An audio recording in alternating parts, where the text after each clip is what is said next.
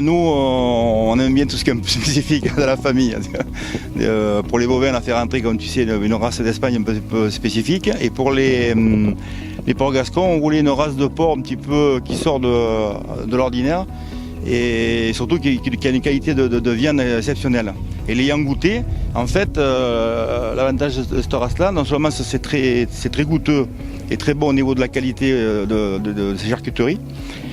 Et par contre, les gens qui ont pu goûter la viande, effectivement, ils s'aperçoivent qu'elle est beaucoup plus persillée, elle est beaucoup plus goûteuse, elle est beaucoup plus rouge que la viande du large white, du cochon classique que tout le monde connaît.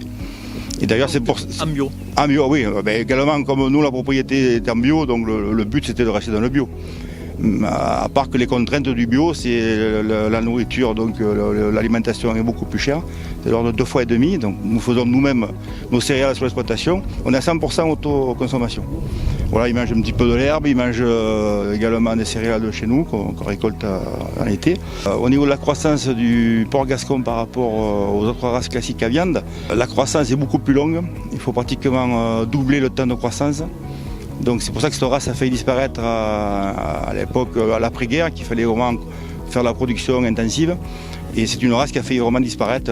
Ils l'ont récupérée dans le sud-ouest, il restait que juste peut-être une cinquantaine ou une centaine de produits.